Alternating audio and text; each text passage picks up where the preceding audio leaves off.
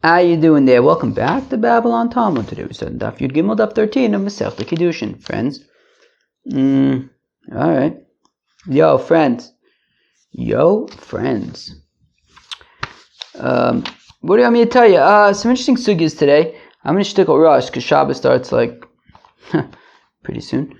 And the sun's coming through, stark, but I put out a bag to hopefully block the reflection from hitting me in the eyes. I think it's working somewhat. And some interesting sugyas. I think the best thing is for us to just kind of jump in. All right, we're going to start off Yud Beis Amud Beis. We got about 10 or so lines on Yud Beis Amud Beis. Hahu Gavra de Kodesh B'Tzivsa de Asa. About 10 or so lines up from the bottom. The last one in the line is Hahu Gavra the Kodesh B'Tzivsa de Asa. There's a fellow, and he was Mekadesh, a fellow, B'Tzivsa de Asa, with a myrtle mat. In my family, we like to call it a myrtle mat. So he was Mekadesh, a fellow with a myrtle mat. Amr lei. Now they said to the fellow, V'had leizba shavar pruta. 1 second, the myrtle mat is less than a shavar pruta. Yeah, you could see the sun is shining right on me. Mom, maybe we need to get some kind of curtain. Maybe we need to get curtains for the top window also. We only have curtains for like the bottom windows. We should maybe get, because the sun goes right through in the afternoon. You can see it's shining right on me. It's not because I'm such a tzaddik. All right. So they said to the fellow that the myrtle mat is not worth a shavar pruta. Omar lehu. So the fellow said to them, Tikdosh bar bezuze de isba ha. Yes, but there are 4 zuzes that are in the myrtle mat, and the 4 zuz obviously are worth 4 zuz. Now a zuz is a dinar, if I'm not mistaken, and of course we know that a dinar is 192 prutas, so should be good to go. Shakalta v'ishtika. Now she had already received the myrtle mat. Now at the time that she received it, she was unaware that in the myrtle mat was 4 dinars, i.e. kesef kiddushin. When she received it, she did not know that. As far as she was concerned, she was just receiving a myrtle mat, which is less than a shavar pruta, and which is nothing, irrelevant. Now, after it became known that there was actually 4 dinars tucked away in the myrtle mat, so she held on to the myrtle mat, v'ishtika, but zipped her lips, did not say anything. So says Rave, well, this is an example of shtikusa de lacher matan mos, of keeping quiet after the money has already been given. And any keeping quiet after the money has been given is garnished, is nothing, is nada. So meaning, he gave her the myrtle mat, unawares to her, upon receiving the myrtle mat, was that it was 4 dinars, which is enough for kesef kiddushin. She did not know this. It then became clear that there was these 4 dinars. Now, once she became aware of this, she kept quiet. And Rava says, look, this is what's called shtika lacher matan mos, shtikusa de lacher matan mos. She's keeping quiet after she had already received the money without knowing that she had received daled dinar, and that's irrelevant, right? As far as she's concerned, at the time that she received it, it wasn't kesef kiddushin because she didn't know about it. And by keeping quiet, she's basically just saying, I have no interest to change that status quo of this is not kesef kiddushin. How do I know? How can I prove to you that shtikusa de lacher matan mos is lav klumu? How can I prove to you that keeping quiet after having received the money is absolutely nothing, and she's not mikudeshes? The Tanya is we learn in the Brayso Amar lo, that if a fellow says to a fella, Kansi sela zo bipikodin, here, take this sela. Now, as a sela, of course, is 4 dinars. So take this sela bipikodon and watch it for me. Take these sellas, take this sella and watch it for me. But then he says to her, his kadshili bo. Actually, how about this? Why don't you marry me with this sella? How beautiful. B'shasma and mos mikudeshes. So if he had already, changed his tune, prior to her receiving the money, so already at the time that she received the money, he had already made clear his intent to marry her. So then mikudeshes, right? She received the sela, having already been informed that the intention was kesef kiddushin, and she's mikudeshes. She is married if she received, if she accepted them. La'achar ma'in mos, but if he initially said, "Can you guard this sela for me?" and she accepted it, and then once she already had it, he says, "Will you marry me?" So ratzusa mikudeshes, lo ratzusa ini mikudeshes. If she's interested, so then she's mikudeshes. If she's uninterested, then she's not mikudeshes. My ratzusa, my lo ratzusa. What does it mean if she's interested or not? Ilem ratzusa da amra in, lo ratzusa da amra lo. If you're going to say, well, ratzusa means she said yes, lo ratzusa means she said no. So we're saying that if he gave her money and said that, "Can you please watch this sela for me?" She accepts it. Sure, no problem. Once she had already accepted it, he says, "Will you marry me with that money?" Right? So then, if she says yes, then it's yes. If she says no, then no. But michlal de reisha, ki amar lo nami, havu kiddushin amay ka amar lo. But remember, we make this distinction between if she wanted to or not only in the seifa. Only when she had already received the money at the time that he said that actually I want you to be married to me. But in the reisha, when he already made clear his intent to marry her prior to giving her the money, and then he gave her the money, and she accepted it, we don't make this distinction between if she wanted it or not. So is that to imply that if she accepted it once he had already said, right, will you marry me with it, then regardless of if she says yes or if she says no, she's mikudeshes? How could it, it's obviously not the case, right? Obviously if she says no, I'm not interested, then she's not mikudeshes regardless of if he had made clear his intent prior to giving her the money or after giving the money. So it can't be that when we say that if only after she received the money, he made his intention clear and he says that I want to marry you. So when it says in the Brisa that if she's interested, then they're married. If not, then not. It can't mean that she says no, because then that would imply that in the Reisha, even if she says no, then she's still Mukudeshes, which is obviously can't be the case. Ella, Lav, okay, the sun is shining pashit in my eyes. It's insane. There's like nothing. I mean, there is something I can do about it. I can it's a good idea. I'll just read the Gemara sideways while blocking out the sun. That could work. Very uncomfortable, but it could work. Alright, let's try it. It could work. Alright, I'm just kind of chilling here. Dude, the sun is right in my face. Mom, if you're listening, we got to, can you, when you come for Sukkot, can you bring curtains for the, it's insane.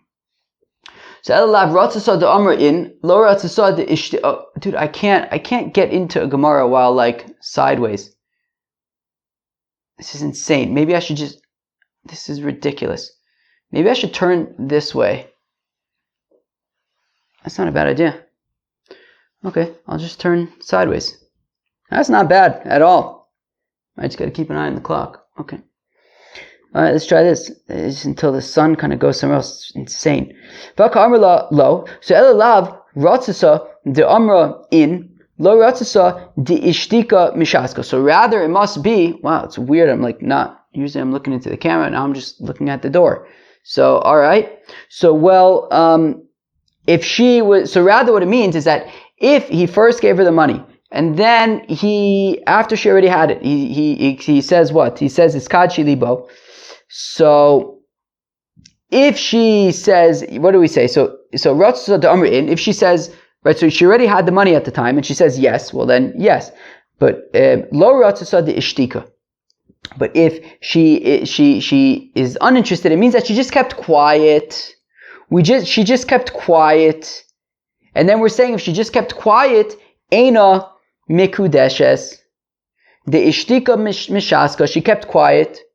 Vishmamin ishtika d'achar ma'amos lav klumhi.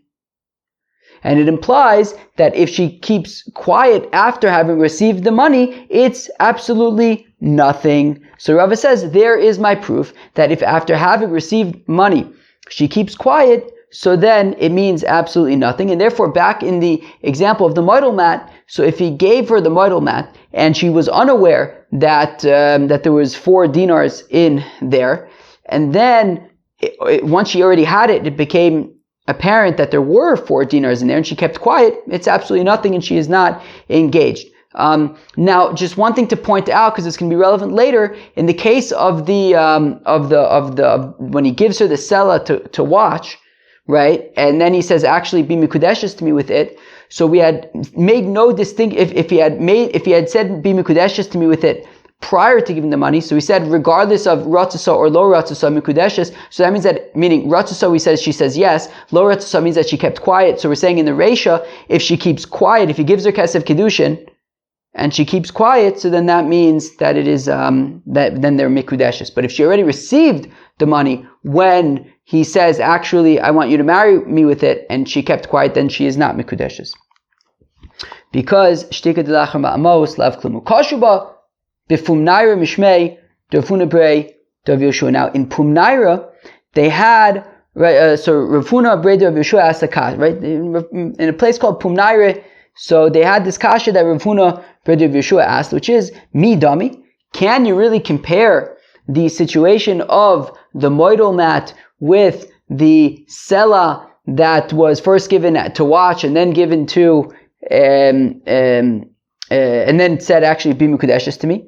So Hasan b'Toras Pikadon Yavinhu Ni'ala. I understand why if she kept quiet when in the Brisa. Oh, they're playing music? I think they're playing music because Shabbos is coming. Anyways, so Ravuna Brei Dov Yoshua asks, he says, look, I understand why when he gives her the sela to watch, and then he says, actually be mikudeshes to me with it. So I understand why if she keeps quiet in that case, she is eina mikudeshes, because savra ishadina lihu umizbere michayavna bu. Because she figures, look, I was entrusted with this money in order to guard it, right? Initially it was given to her as a pikadon for her to watch it. And she's concerned that, well, if I accept it upon myself to watch it, and now he says, actually, I want it to be kesef Kiddushin. If I just throw it back at him and the kesef gets lost, I'll be responsible, because after all, I initially accepted upon myself to watch it. So I'll be responsible. Therefore, she just keeps quiet, but really she has no intention of getting married. She just doesn't want to risk losing that money if it gets lost. So she doesn't throw it away. But Hacha, when it comes to the moidal mat, b'Toras Kiddushin Yo'avinu Ni'ala. He had initially given her the moidal mat as Kiddushin. And therefore, if she's not interested in getting married with it, she should throw it back at him. She didn't accept upon herself to watch it or anything like that. So just take the model mat and throw it in his face. So Parich Rav Achai, but Rav Achai says, you can't really, come on, that's a lot to expect. Atukulu noshe dina gemire. What, do you just assume that, all the women know of these nafkaminis between whether it was given to her as a pikadon or kiddushin, shtikid lachar ma'an mos? Like, come on, you can't expect her to just know, well, there's an nafkamina between pikadon versus kiddushin. No. Rather, Savra, even in the case of kiddushin, she figures, ishadina lihu umizbirei, that if I throw the model mat back at him and it breaks, I'm going to be responsible for that, and therefore she just keeps quiet, but she has no intention of actually marrying the fellow. She figures, look, when I accepted it, I didn't know about the 4 dinars, I didn't accept it as kesef Kiddushin, and therefore I'm not married, and I'm just going to keep quiet, and I won't be married. Shalcha Ravacha Barav Lekame de Ravina. So Ravacha Barav asks Ravina, Ke'agavna so what's the halacha when it comes to the model mat? So Shalach lei, so Ravina responds, Anan lo shmiya lon hadar funa brei Dov Yoshua. We don't know about the kasha of Rav Huna B'Rav Yeshua, and therefore we just assume, like Rava says, that Shtika D'Lachar Matan Mos Lav Klumhu, and she is not married. But Atun D'Shmiya Lechu, look, since you know about Rav Huna B'Rav Yeshua's kasha, to say that maybe she would be married by the modal mat because she should have thrown it in his face, so D'Shmiya Lechu Choshu La, you should be concerned about it, and she should give a get just in case. Wow, now this, they have the music playing outside. Is it louder than usual? I'm not exactly sure, but wow, this is shvacha matzav. I got, it's still, the sun is stark. Wow. I'm telling you, when I have to record late in the afternoon, and the sun is just coming in stark. Yeah, I had another call today. These calls, man, they could be very draining. I had a call on a Friday afternoon. That's why, that's why I didn't call my parents yet. Like, they might be wondering, I didn't call them because I had a lot to do. Babylon Talmud and work and calls and Babylon Talmud. And it's so, to have a call, Mizabna Varshke. Oh, there was a certain fella who was selling Varshke. What's Varshke? Apparently it's, silk ribbons or something. It's silk ribbons, alright, but varshke is a much more fun word. She was selling varshkes. Also, ugava chota varshka mina. So now some guy came and he snatched away a varshka from her. Omrle, and she says to him, Hava nearly, give me back my varshke. Omarlo, and he says to her, if I give it back, will you marry me? Aww. Shakalte ve'ishtika. She took it from him and kept quiet. Ve'amar, such a beautiful story, I'm going to cry. Ve'amar Rav Nachman, and says Rav Nachman, Yechol l'meimar, she could say, look, leave me alone, creep. In shakli v'didi shakli. Yeah, I took it back, but not as kesef kiddushin. I took back my freaking varshke, you nut. Leave me alone, I'm not your wife. Eis ve'rav Rav Nachman, but Rav asked a kasha to Rav Nachman.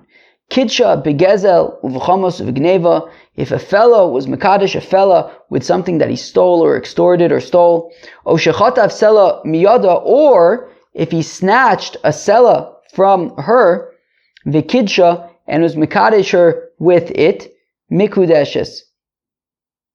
And she's mikudeshes. No. So we see that in a situation, so apparently, right, if he snatches a sela from her and is mekadesh her with it, she's mikudesh. Yet over here, he snatched the varshka from her and was mekadesh her with it, and Rav Nachman is saying that no, in chatvi v'didi chatvi, no, I just took back what was mine, but I'm not married to you.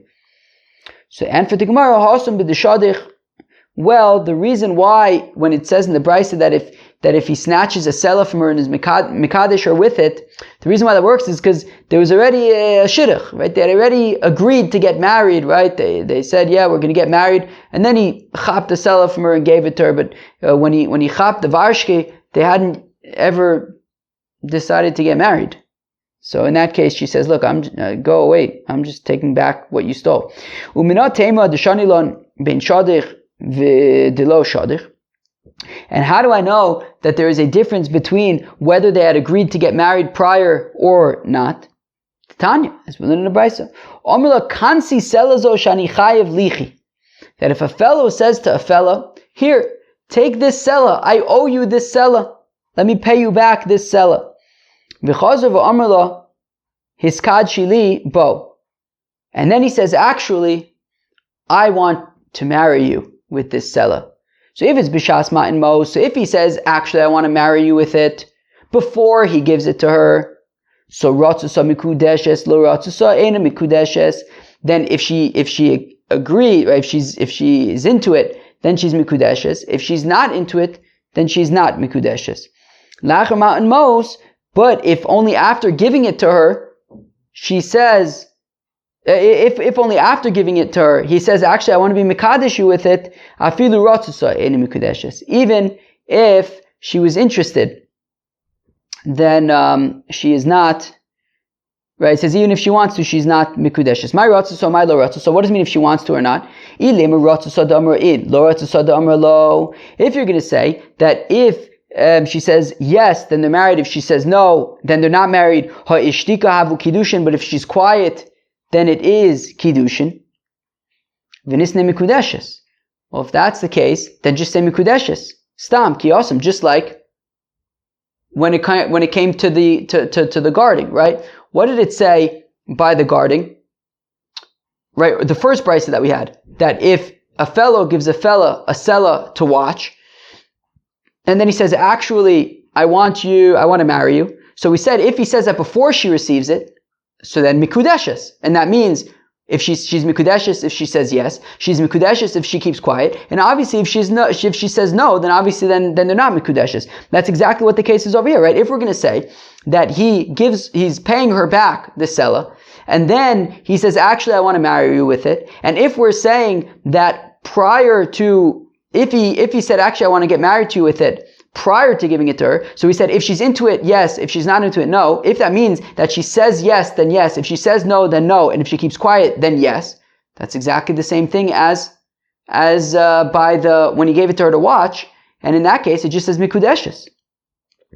So Ella ratzasa de amra'in lo ratzasa de ishtika. Rather, it must be that if he had said, actually marry me with it prior to giving it to her, so if she says yes, then yes, but if she only kept quiet, then no.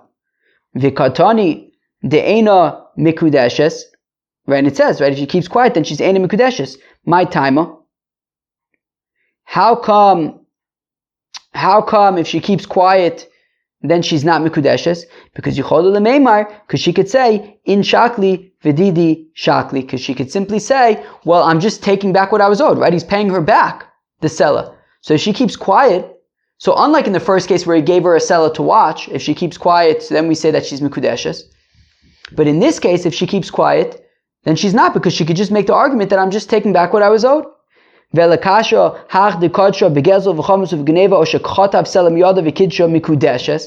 then what about the case where we said that if he snatches a sella from her and is mekadesh with her, then she's mikudeshes, and we don't say in chatvi v'didi chatvi, that I'm just taking back what's mine. So lav shmamina hadeshadich v'lo shadich. It must be that the difference is, well, in the case where she's considered married is where they had already agreed to get married. But the case where if she keeps quiet, so then she just says in chatvi v'didi, right, when he's paying her back, and she says in chatvi v'didi chatvi, that I'm just taking back what's mine. So that is where they did not agree in advance to get married. Is the sun still? Oh, good. The sun is not shining in my eyes anymore. I could sit normally. That was insane. Okay, I will continue the daf while looking into the camera. Kinoch nafshe de Reb Asi. When Reb Asi passed away, Ailu Rabbanon linkotinu lishmaitze. This is super cool. Again, so we had something similar. I was making a whole taich the other day about broken telephone and stuff. But anyways, and about how they used to not write things down, and still by the Amoraim, they still didn't necessarily feel super comfortable. This is also super interesting, right? So it says, Ki nach nafshe de Reb Asi. When Reb Asi passed away, Reb Asi was a student of Reb Yochanan, which means he was an early Amora. So Ailu Rabbanon linkotinu lishmaitze. So all the rabbis gathered together in the Beis HaMedrash, and everybody was going to share halachas that they learned from Reb Asi, so that they don't get forgotten. Which is also interesting, meaning it sounds like they weren't necessarily writing them down, right? It could be that, after so many years of Torah Sheba'al Peh being transmitted orally, even once like Rebbe wrote down the Mishnayos and edited the Mishnayos and stuff, still, I guess, I guess there was, okay, Reb Asi passed away. We wanted to make sure that, right, that we don't lose anything of his. I guess it wasn't necessarily written down or whatever. Or who knows, maybe if it was written down, maybe there was still some stuff that maybe some people knew about and some people didn't. Whatever it was, they all gathered together at the Beis HaMedrash in order that if anybody, has a halacha from Reb Asi that is new, that maybe the other people don't know about, share it so we can make sure that we don't lose it. So one of the rabbis there, his name was Reb Yaakov, said, Hachiyam Reb Asi, Reb Mani. This is what Reb Asi says in the name of Reb Mani. Kshem she'ein isha niknes b'pachus mishav pruta. Just like a wife cannot be acquired, make a kinyan. You cannot make a kinyan, right, mikudeshes, with pachus mishav pruta. Kach im karka niknes b'pachus mishav pruta. You oichet can't purchase property for less than a pruta. Amrulei They said to him, "V'atanya afal pisha ein isha niknes b'pachos mishaver pruta karka niknes b'pachos mishaver pruta."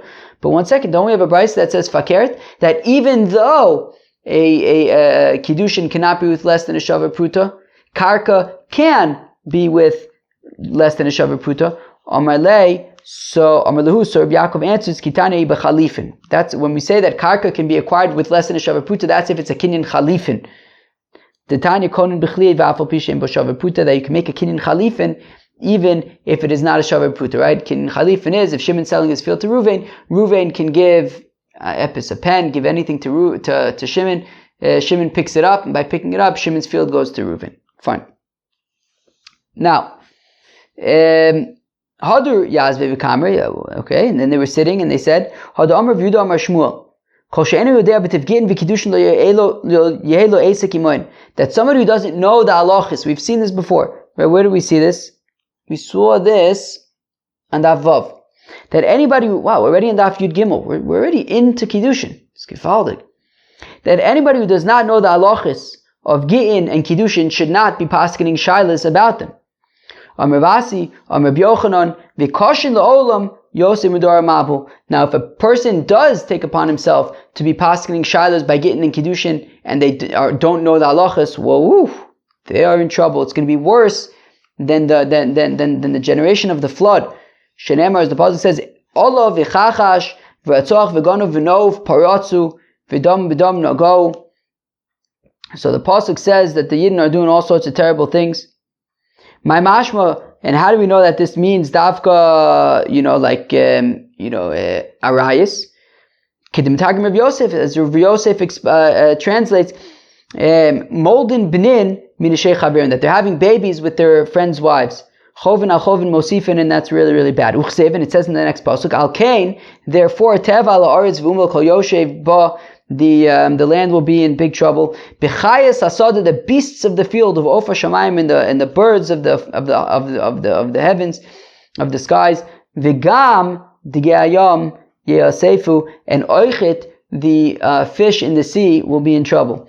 So we see that because of arayis, even the fish are in trouble. V'ilu b'dor amabul, but by the generation of the flood, lo nigzor gezerah adagim shebayom, the decree of the flood did not affect the fish in the sea. Shenemar, as the pasuk says, mikol shebecharava mesu, that everything on the dry land died, v'lo adagim shebayom, but not the fish in the sea. V'ilu hacha, but over here by arayis it says afilu dagim shebayom, even the fish in the sea. But maybe I'll say that no, it's not just like the neuf paratzu, right? Not just the arayis and people sleeping with each other's wives because of mistakes with getting in kiddushin. Maybe it's not just that. Maybe it's the whole list, right? There was Allah, Kachash, Ratzoach, Ganov, Naov. There was a whole bunch of things. So lo sagadat ichnisht tichsiv, because the pasuk says kimipnei Allah of the arts, because another pasuk says that just because of Allah, and Allah was one of the items listed there, the land got in trouble. So we see that each one individually can bring this upon the land. So you don't have to do all of them. But maybe I'll say Allah can on its own cause all of this, but all the rest of them have to be done together. It doesn't say and they were doing this pritzis. Rather, it says paratzu, meaning each one individually can be enough to make trouble.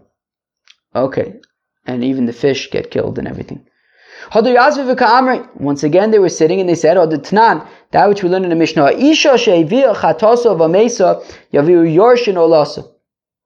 wow, there's music again outside. I mean, I know, but it's very shane. It's very nice right before Shabbos, but it also means that we're up to candlelighting. We're up to candlelighting. And I'm still recording. I still have 5 minutes. Friends, what should I do? I kind of need the time.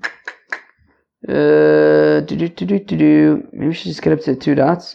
No, that means I got to wrap it up on Sunday.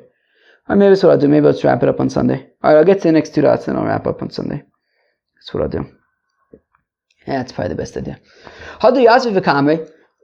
So then they were sitting and they said, Haditnan, Haisha Shevia Chatos of a Mesa. So if you have a woman who gave birth to a baby, and then after 40 days for a boy, 80 days for a girl, she brings her korbanos. She brings a chatos and an ola. So if she offered the korban chatos v'mesa, but then she died, Yavir Yorshin Olasas, so her heirs, her estate needs to pick up the slack and offer the korban ola. Amar Yehuda Amar Shmuel, Vehu Shefrishas Mechaim says Yehuda Amar Shmuel that that's only if she had already designated it when she was alive. But if she hadn't, then that requirement, that chiyuv does not pass on to the heirs.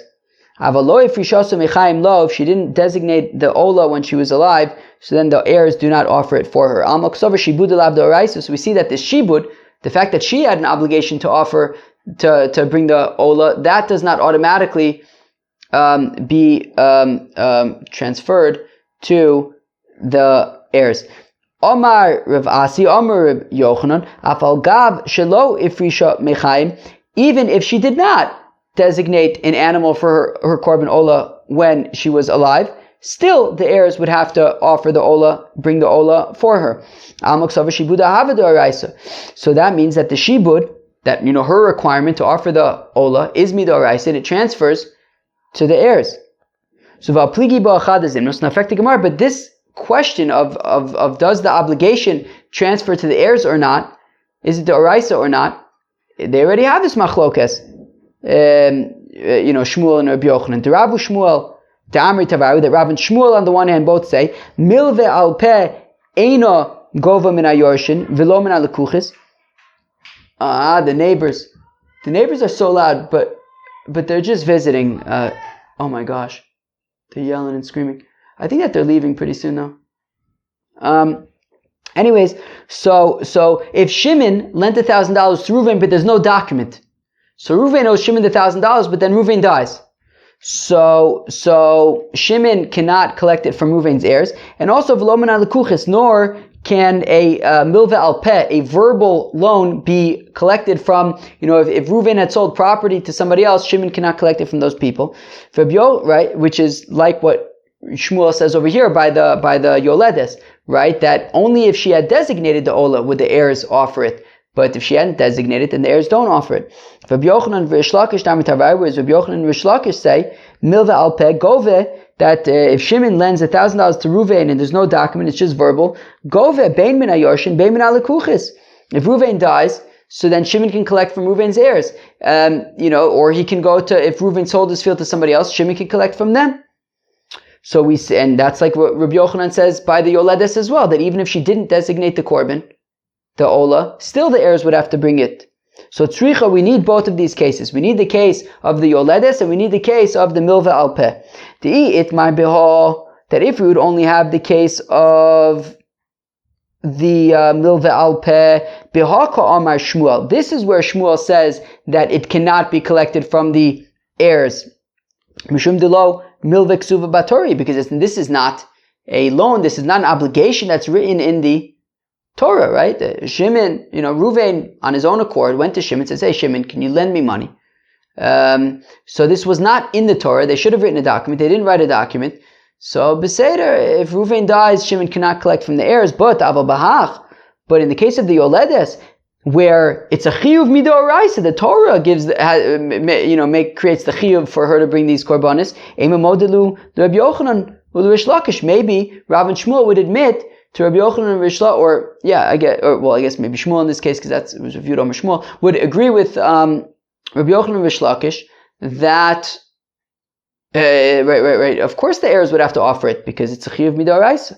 And if we would only have the case of the Yoledes, b'haka amar Rabbi Yochanan demilva ksuv b'Torah kichsuv b'shtar damim. Well, that's where Rabbi Yochanan says that the heirs have to offer it because it's written in the Torah. And if we have a chiyuv in the Torah, so then it's like it's written in a document, and the heirs would have to offer it. But by the loan, the milva al peh, maybe Rabbi Yochanan would admit to Shmuel that it cannot be collected from the heirs. So tzricha, therefore, we need both cases to teach that Rabbi Yochanan and Rish Lakish on the one hand and Rav and Shmuel on the other hand maintain their opinions both by the Yoledes as well as by Milveh al Peh. Amar of Papa says, Rav Papa Hilchasa Milveh al Peh Govim in Ayorshin. The halacha is that a Milveh al Peh can be collected from the Milveh al Peh can be collected from the heirs.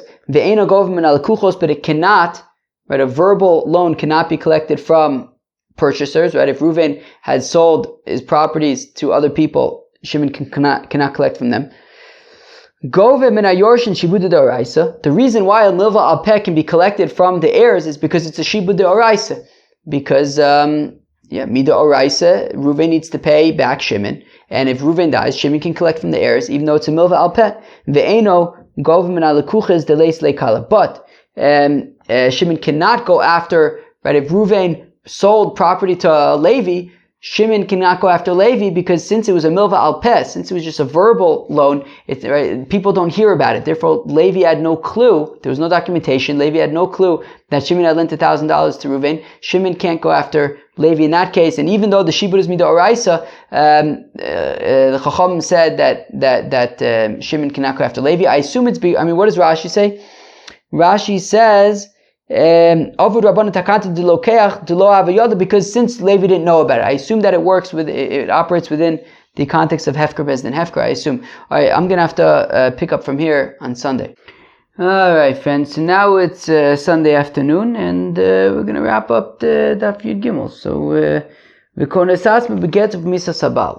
so it says that a wife can get mikudeshes. Excuse me, I think I need a babble sneeze. By either a get, as we know about from Masechta Gittin, misas habal, or if the husband moves to Wawud. Bishlam a get tichsiv v'chosav lo sefer krisus. So I understand why a wife can get unmikudeshed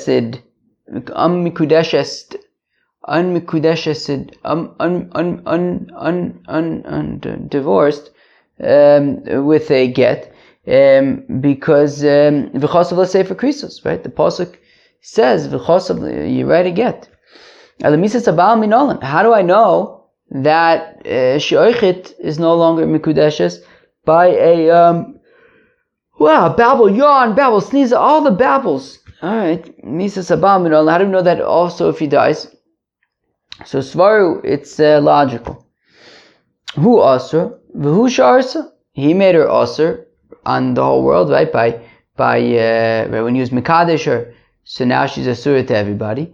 And when he's gestorben, when he passes away, so now she's permitted to everybody. Arayis the asulu v'lo sharilu. But what about arayis? Right? After he dies, it doesn't permit all the arayos. For example, she can't go and marry his brother, meaning if she doesn't have to do yibum, right? So for example, she can't marry relatives that are asur to her, remain asur even after he dies. So Elamid Amar Achmana Yivama She'ein Labanim Asura. Well, how about this? From the fact that the Torah tells us that when the husband dies and he doesn't have children, so specifically in that case she can't marry whoever she wants. She has to do yibum. Hayesh Labanim. But if they had children together and now he dies, muteris, she can marry whoever she wants. So there you have it, right? Specifically when there are no kids, so then she can't marry whoever she wants. She has to do yibum. She has to marry the brother. But if there are kids, there's no yibum, she can marry whoever she wants. So there you have it. The husband dies, she's muteris l'chol adam. She can marry whoever she wants. But one second. But now the Gemara has an interesting idea. V'dilma ein labanim asur la'alma v'sharya liyavam. Interesting. The Gemara makes a very interesting suggestion, which is actually maybe Yibum is a leniency. Maybe, in general, right? Meaning, if she has kids and her husband dies, she can't marry anybody. If there are no kids, then she can at least marry the brother. Maybe that's what we learn from Yibum. Not that right? Not the other way around, right? We wanted to say that in general, if the husband dies, she can marry whoever she wants. But if there are no kids, then she can't marry whoever she wants. She has to marry the brother. Maybe it's fakert. Maybe it's that when there are kids, she can't get remarried bichlal. When there are no kids, okay, in that case, she can marry the brother. So, right, and if that would be the case, then there's no proof that his death makes her permitted to everybody. So, Elamidu Amar Achmana Almana L'Kohen Gadol Asura Ha'L'Kohen Hedjit Sharia. Okay, so the Gemara wants to say, well, of course there's the halacha that an almana, a widow, is not allowed to marry a Kohen Gadol. A widow is not allowed to marry a Kohen Gadol, implying that a widow is allowed to marry a Kohen Hedjit. So there you have it, right? That a widow is allowed to get remarried. She can't remarry a Kohen, but she can't remarry a Kohen Gadol, but she could remarry a Kohen Hedjit, for example. So if the husband dies, she's allowed to get remarried.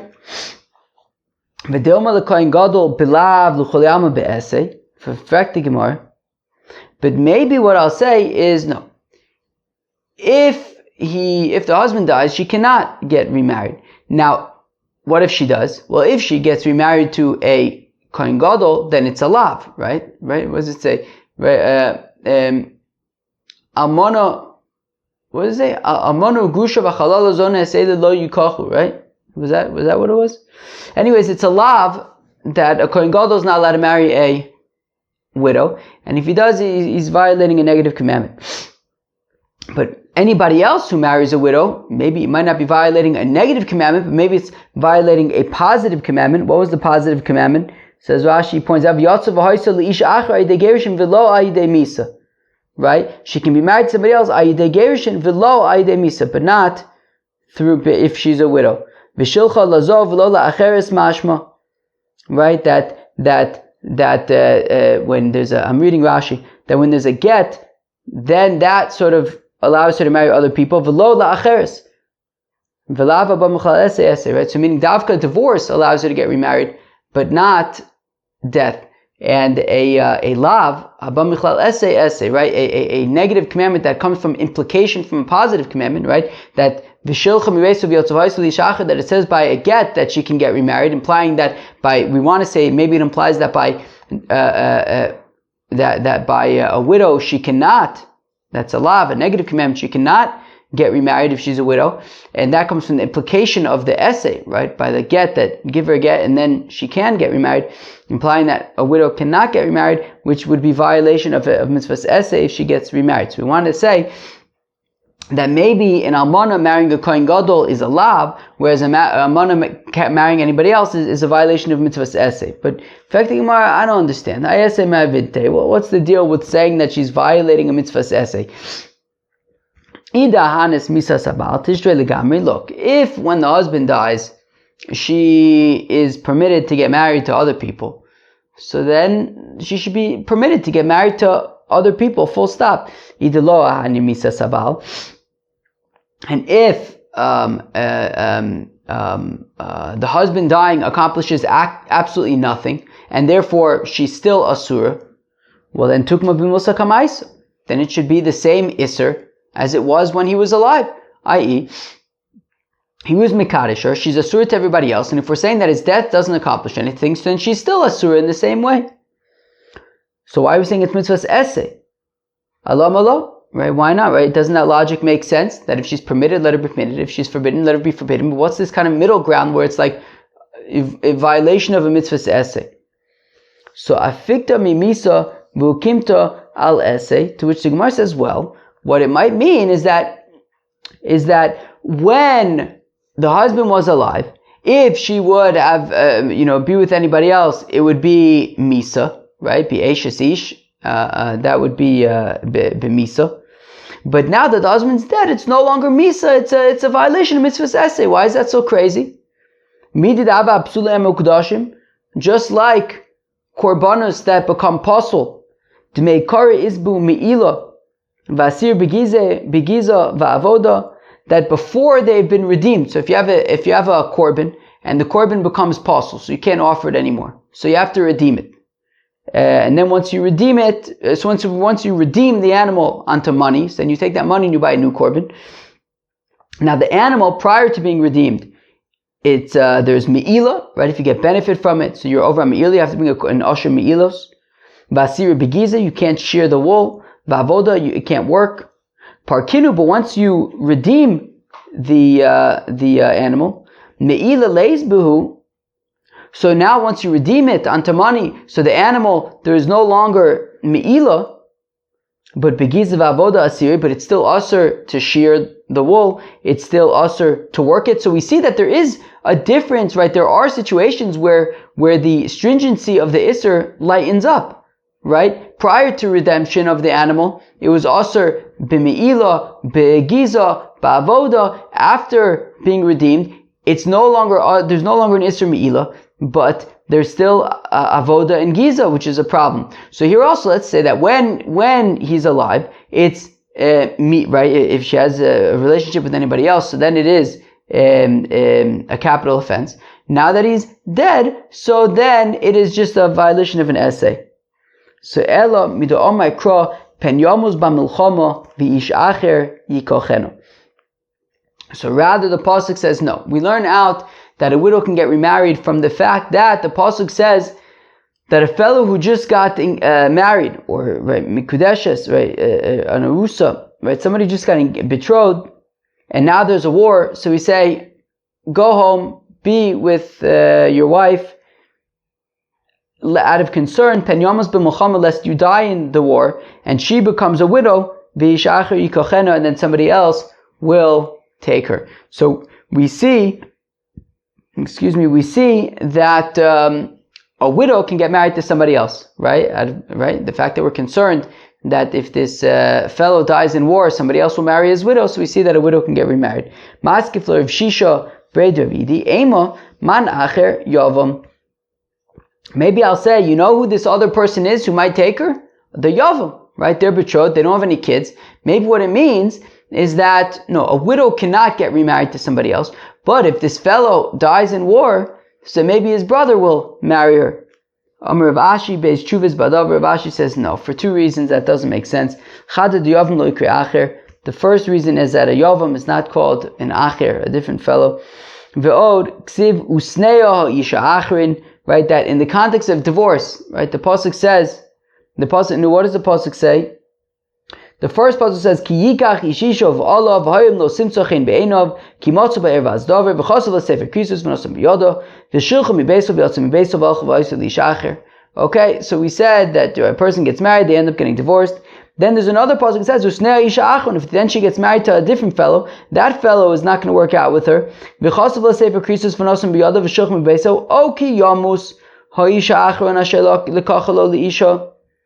So the pasuk says regarding her second husband, right? Usneya, I'm in the Gemara now. Usneya isha achrin, that the second husband, it also won't work out with him. V'chasav lo sefer krisus, and he'll divorce her. O ki yamus isha achrin, or if he dies, v'izkash misa legerushin. So we see that we're comparing death to divorce, right? Again, it says v'chasav lo sefer krisus. O ki yamus isha achrin. We're comparing misa to gerushin. Ma gerushin sharia v'gomeres. Af miso sharia vigomeres. That just like divorce permits her to get remarried, so oichet death permits her to get remarried to other people. All right, friends, that was Daf Yud Gimel Masechta Kiddushin. Hope you enjoyed. Peace out.